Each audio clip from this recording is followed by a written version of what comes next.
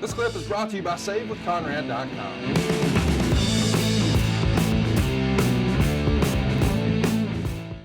Next up, we've got K-Fed, Kevin Federline, debuting on Raw from the Staples Center as a friend of Johnny Nitro and Melina. And then Cyber Sunday, we have 3 brand champions. We've got ECW's Big Show, Raw's John Cena, and SmackDown's Booker T, all facing off. I mean, I understand the company was trying to make a big push for a brand split and create different unique identities, and perhaps, we can get some fandom behind those individual brands and maybe try to recreate or replicate the success of the Monday Night War. But this just feels underwhelming for what it should be, in my opinion. What say you? Do you think that all 3 of those guys were on a roll when they wrestled? I don't. No. So you come in with a flat build. That's what you got. I also think that part of this booking was to feature Booker T as a great African-American champion.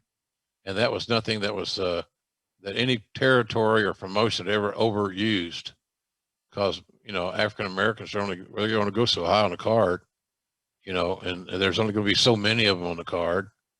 Thank God that's changed.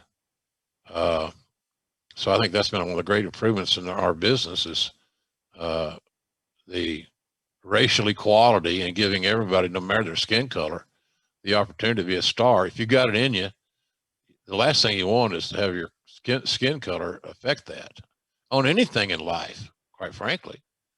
So I think this booking, Conrad, had several agendas, and I think they're all pretty damn good.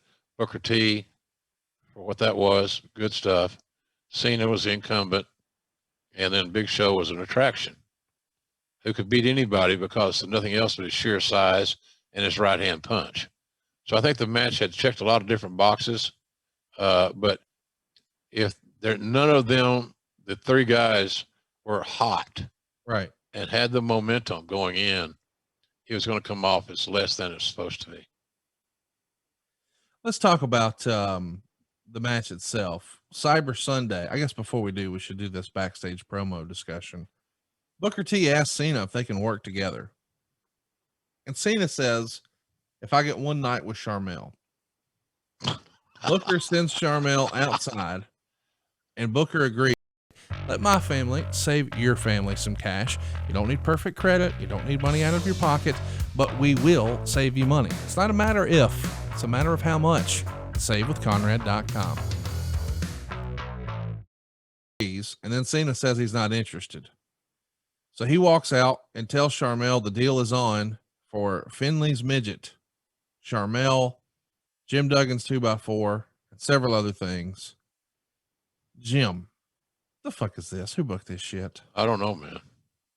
It's so illogical. I'm almost embarrassed to talk about it. Now you can make a reason for it.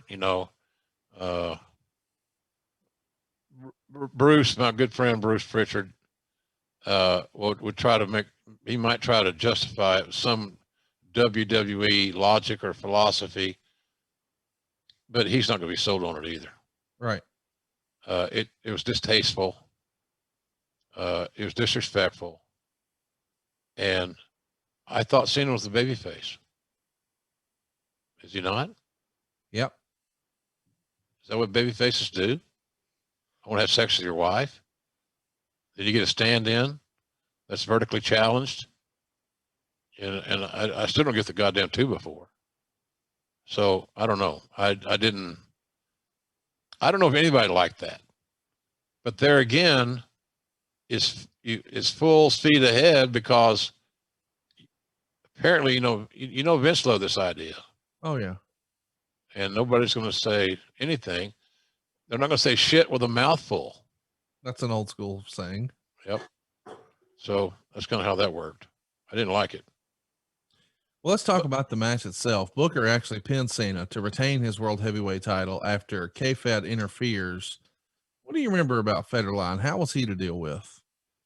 I wasn't around him very much, but he seemed to be personable, duck out of water. fish out of water, whatever out of water. My most vivid memory of K-Fed was one of my most heartbreaking nights of my life, because we were doing January 1st in Miami, Cena and K-Fed. I hadn't asked for a day off in forever. Maybe, I don't think ever, quite frankly.